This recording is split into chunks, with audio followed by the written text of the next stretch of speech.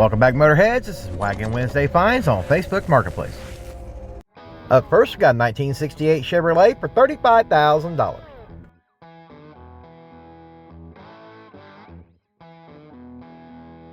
Well, this seller here has completely fell and bumped his damn head, and the cheese has slid off his cracker, asking $35,000. Sir, this is not a $35,000 wagon. Is it a cool wagon? Absolutely. But not $35,000 cool. And if you're going to ask that, supply more pictures and info. Up next, got a 1962 Plymouth for $25,000. Hey guys, make sure you stick around to the end of the video for a little sneak peek at our little power tour and some pictures. Now, this is not a bad looking old wagon here. I actually dig that color. I think it really looks good on that car. I just kind of think I like the color all the way around. Now, pay attention to the description here. This paint was painted by Earl Scheib, and if anybody's familiar with Earl Scheib, there's probably a lot of cleanup to do, some overspray on about everything, because Earl Scheib liked to paint everything for a really good price. That didn't always mean they were going to mask things off and tape it off and do things the way they should have done, and they really have the time never clean the paint off. Overall, I still think this makes somebody a very good wagon, but I'm still not sold on that price. What do you guys think? Leave it in the comments. Next, got a 1963 Buick for $3,300.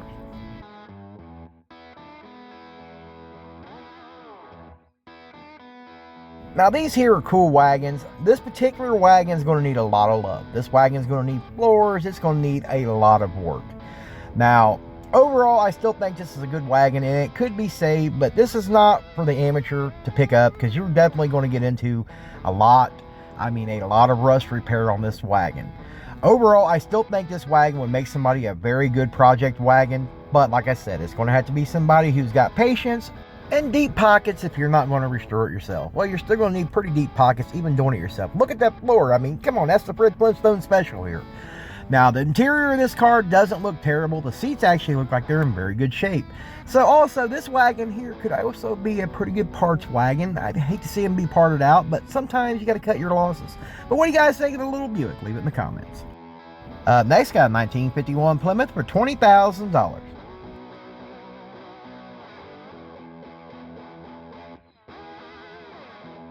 And we got this pretty cool little Plymouth wagon here. I think this wagon makes somebody a pretty decent little project wagon if you could get it for the right price. The price they're asking is not the right price, people. And this wagon here is probably hurting a lot of people's feelings, because it is rocking a GM drivetrain and is sitting on a GM frame. Now, you know, me personally, I could kind of get over all that, but at the $20,000 price tag, I expect more for that kind of price. The interior definitely needs to be redone, but overall, I think if you could get this for a hell of a lot better price, it might make somebody a pretty cool wagon if you just had to have one of these. Next, got a 1951 Jeep for $18,000.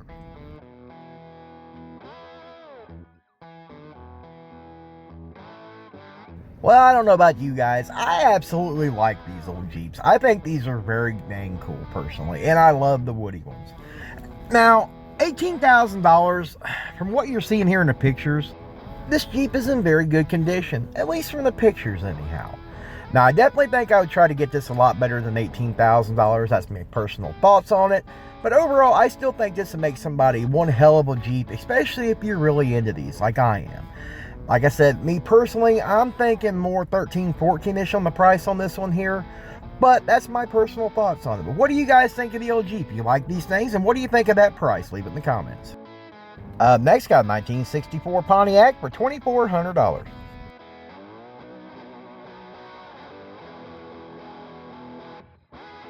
Now, if you're a fan of the channel, you've been watching for a while, you know I love my old Pontiacs, and this one here is definitely no exception. These are kind of hard to find. You don't see a lot of these very often that are still in pretty decent, solid shape. And this one is, and this one here does have a title. Now, I definitely would try to get this a little bit better than $2,400. That's just me.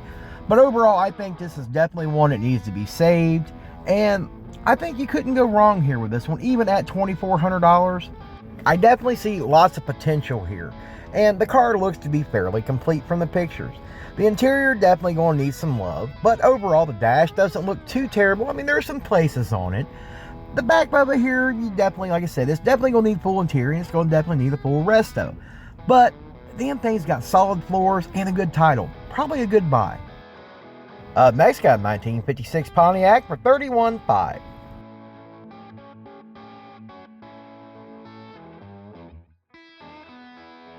That's not a bad looking old Pontiac here. I think the seller here might be a little bit confused. He stole the word restomod out there. I hope that's not what he's thinking this thing is, because if he believes this Pontiac is a restomod, I think he needs to go find out what the definition of a restomod is. Now overall, this is not a bad looking wagon. From the pictures, it looks to be in fairly solid condition, and it would probably make somebody a very cool wagon project. But I definitely think you're going to have to get it a whole lot better than what he's asking. That's my personal thoughts on it. But overall, I still think it's a very cool wagon. But what do you guys think? Do you think this seller's fell and bumped his head, or he's a little confused on what a restomod is? Make sure you leave it down in the comments. Next, got a 1972 Dodge for $6,500.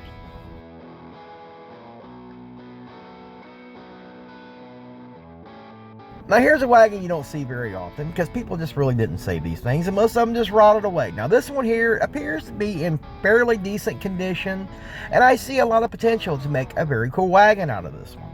Now I definitely think you're going to have to get it a lot better than what he's asking. At least me personally, I'd have to get it a whole lot better than $6,500 for me to even entertain this car, because I see a lot of stuff that needs to be done.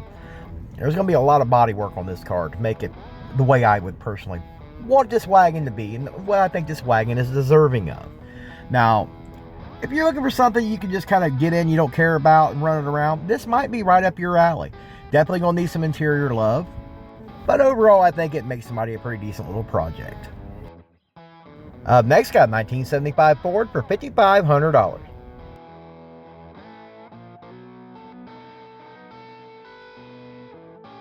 Now this wagon here is definitely not one of my favorite wagons out there. It's just absolutely not. I think they're kind of fugly. But I know a lot of you guys out there actually like these things. And I thought at $5,500, if you could get it a little bit better, that might be something you guys might want to take home and fix up and make yourself a nice little project wagon. It looks like it is in fairly decent condition. I don't see too many terrible things wrong with it. It's definitely gonna need some love on the body. But from the pictures of the interior, it doesn't look too terrible. So I think you definitely would have something to work with here, especially if you could get it for a little bit better price. I don't think I would go the $5,500 on this car, but that's just me personally. Some of you guys might think $5,500 is a good price, and if you're one of them, make sure you leave it down in the comments and let us know. Is that the right price? Next, got a 1951 Chevrolet for $31,595.